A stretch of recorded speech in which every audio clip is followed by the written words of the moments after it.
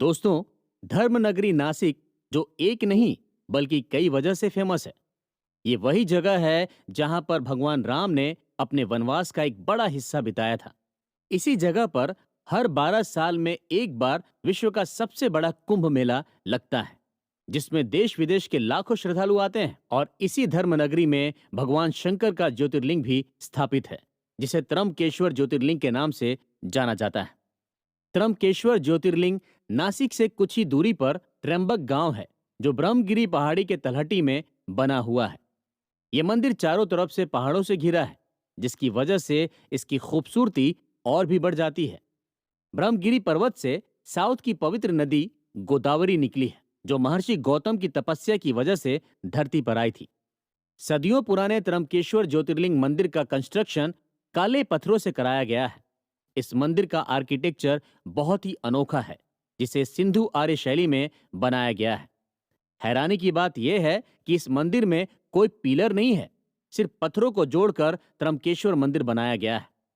ज्योतिर्लिंग के पुराने मंदिर का कंस्ट्रक्शन तीसरे पेशवा बालाजी नाना साहब पेशवा ने करवाया था। नाना साहब पेशवा मराठा एम्पायर के प्रधानमंत्री थे, जिनका जन्म 1720 में हुआ था। इस मंदिर का कंस्ट्रक्शन 1755 में शुरू हुआ था, जो पेशवा की डेथ के बाद भी चला था। मंदिर को पूरी तरह से बनाने में 31 साल लगे और उस दौरान इसे बनाने में 16 लाख रुपए खर्च आया था। आज के हिसाब से ये कीमत करोड़ों में है। 1979 में इंदौर की रानी अहिल्याबाई होलकर ने मंदिर को दोबारा रेनोवेट करवाया था। 12 ज्योतिर्लिंगों में त्रम्बकेश्वर ज्योतिर्लिंग में स्थापित शिवलिंग बहुत ही अनोखा है। बाकी सभी 11 ज्योतिर्लिंगों में शिवलिंग जलाधारी के ऊपर नजर आते हैं, लेकिन त्रम्बकेश्वर में शिवलिंग जमीन के अंदर है और ऊपर केवल जलाधारी ही नजर आती है। त्रम्बकेश्वर ज्योतिर्लिंग के दर्शन गर्भगृह में जलाधारी के नजदीक जाने पर ही होते हैं, जिसमें हमेशा पानी बना रहता है। गौर से देखने पर जलाधारी के अंदर आंख की तरह एक एक शिवलिंग नजर आते हैं, जो ब्रह्मा, विष्णु और महेश के अवतार कहे जाते हैं। इन तीनों को त्रिदेव कहा जाता है, लेकिन इन शिवलिंग के दर्शन सिर्फ सुबह के समय में ही हो सकते हैं, क्योंकि पूजा के बाद इस पर चांदी का पंचमुखी मुकुट चढ़ा दिया जाता है, जिसकी वजह से शिवलिंग नजर नहीं आते हैं।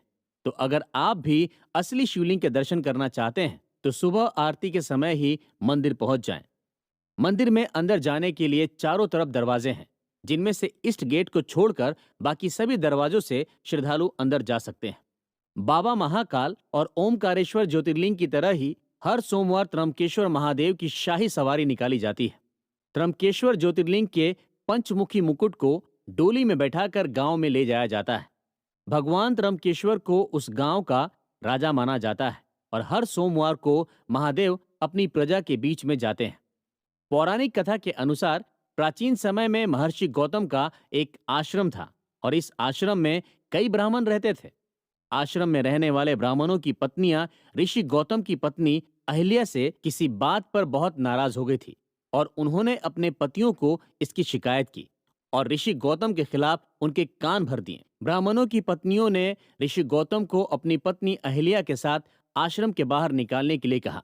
तब वे सभी ब्राह्मण भगवान गणेश के पास पहुंचे और उन्होंने गणेश जी से प्रार्थना की कि वो ऋषि गौतम को किसी भी तरह से आश्रम से बाहर कर दें। उनकी बात सुनकर गणेश जी ने सभी ब्राह्मणों को बहुत समझाने की कोशिश की, लेकिन वे नहीं माने और लगातार यही बात कहते रहे।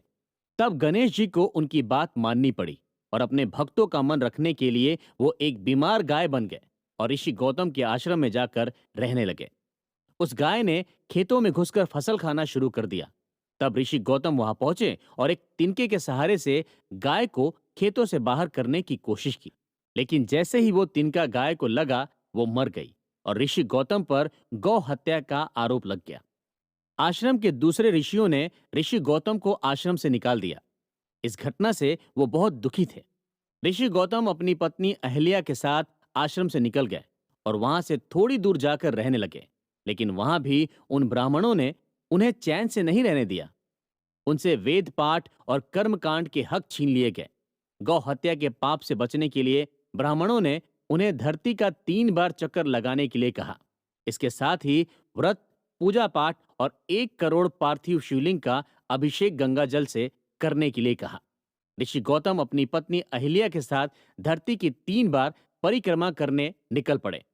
साथ ही उन्होंने वो सारे कर्मकांड भी किए जो उन्हें बताए गए थे। इसके बाद ऋषि गौतम अपनी पत्नी के साथ भगवान शिव की भक्ति में लीन हो गए। दोनों की भक्ति से खुश होकर भगवान शिव ने उन्हें दर्शन दिए और उन्हें वरदान मांगने के लिए कहा। तब ऋषि गौतम ने भगवान शिव से कहा कि हे भगवान, मुझे गौ हत्या के पाप से मुक्त कर दिया जाए। तब भगवान शिव ने कहा कि तुम पर गौ हत्या का दोष नहीं है, तुम्हारे साथ छल किया गया था। भगवान शिव ने उन ब्राह्मणों को सजा देने की बात कही, लेकिन गौतम ऋषि ने इससे इनकार कर दिया और उन्हें माफ करने के लिए कहा।